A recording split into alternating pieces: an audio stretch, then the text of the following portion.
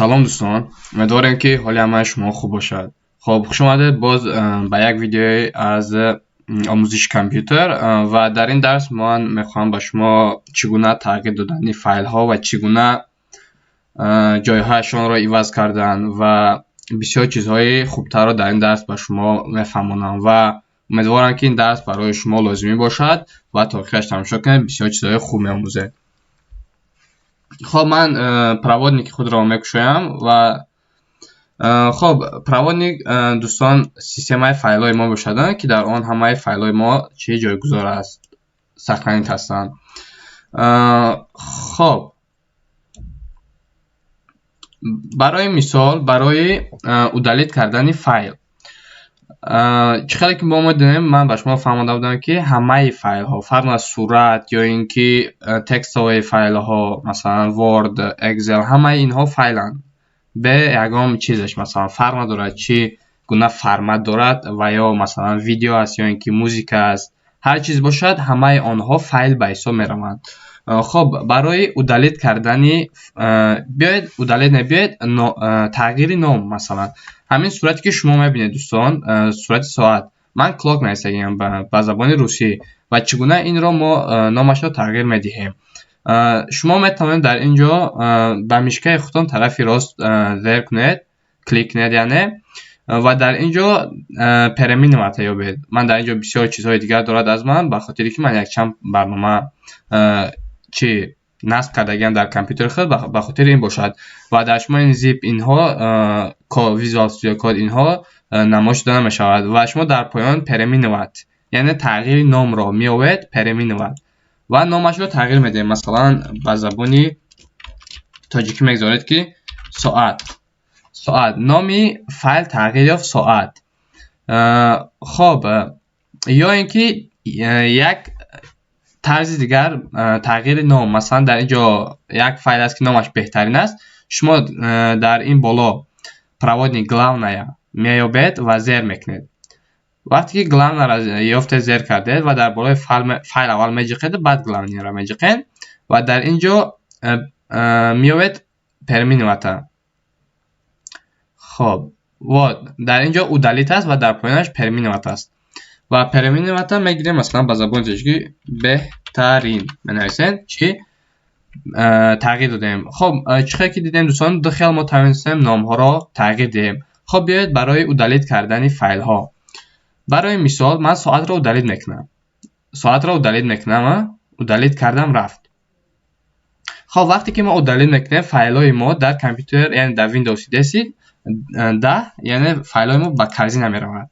خب وقتی که شما در کارزین میبینید ساعت در اینجاست و ما میتوانیم این رو چی کنیم واسنویت کنیم یعنی برگردونیم به همون جایی که بوده. خب دیگه که با فایل ما بازگشت اما چگونه شما اودالیت کردن باز راههای دیگرش همین خیلی باز главный میداریم در این بالا главный و در اینجا اودالیت رو میبینیم و زیر میکنیم چی اودالیت فایل ما و اگر خواستیم برگردونیمش از درونی مثلا همون کارزین برمیگردونیمش یا اینکه خواستیم از درونی کارزین هم نیز اودالیتش کنیم همینجا اودالیت میکنیم از کارزین به ضرورت دیگه اودالیت میکنیم دیگه فایل نمیایم ما یکم وقت. خب یک طرز دیگر اودالیت کردنی که مثال از اینجا اودالیت کنیم که دیگر به کارزین نرود. شما یک طرز دیگر اودالیت دوستان در کامپیوتر شما دلیت نوشتگی است یک کانوپکا.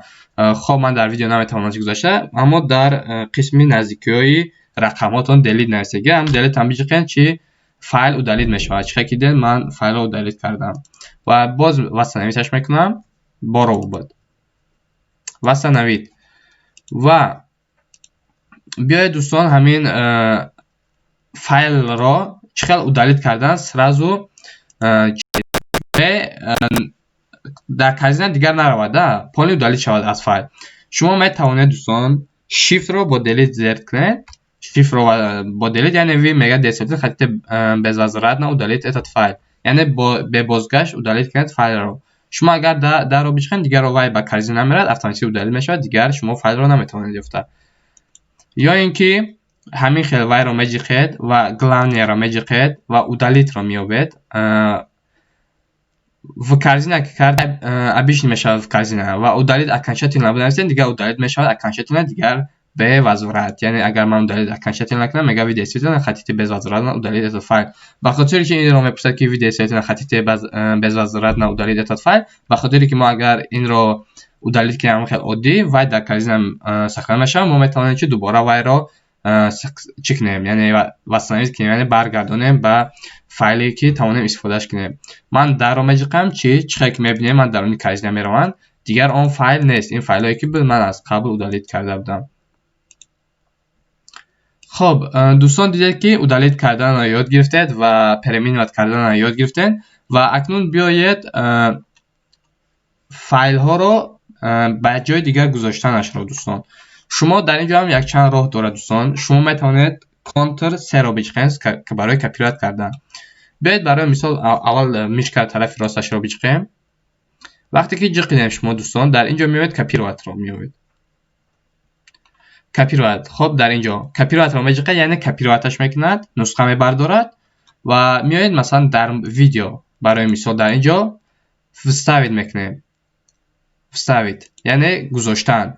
خب دیدین دوستان در اینجا آن فایلی که در ما در загрузка بود چی در اینجا نیز پیدا شد در ویدیو، یعنی که ما نسخه برداری کردیم، کپی کردیم.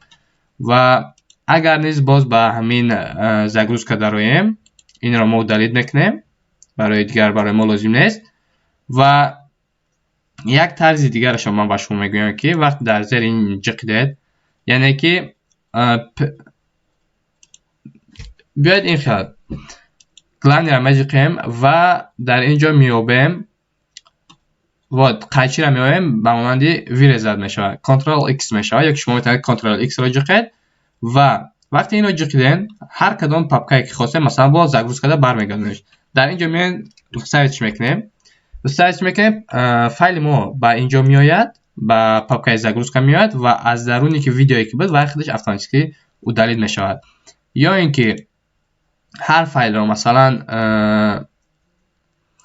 بهترین رو مثلا دوستان ما میتونیم در روش با میشکل زیر کنیم و گیریم پرتاشش کنیم، یعنی ایستوسش جنبونیم و به هر فایل و هر پاپکایی که خواستیم وای رو چکنیم وارد که مثلا در ویدیو من میگذارمشه میرود.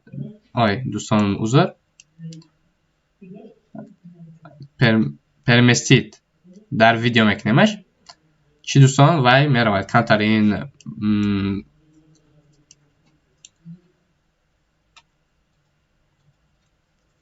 چی فایل چیزش رزمرش زیاد است، بخاطر کانتر هم ویدیو رفته کامپیوتر کانتر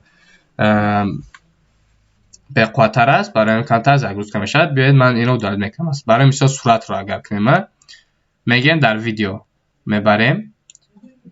خب چه که میبینیم که صورت در پاپکای ویدیو ها داخل شدن.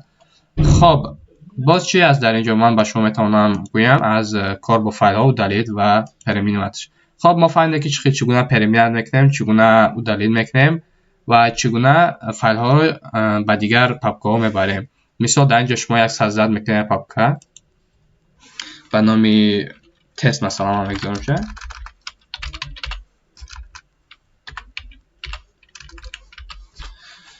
برای این فایل رو در درون تست مثلا بردن شما در بالاش میجقید تمام فایل میروه که این همون فایلی رزمه زیاد هست رو نمیکنیم. بیاید مثلا این فایل رو if pupil python میگذاریمش، تمام درونی این فایل رفت.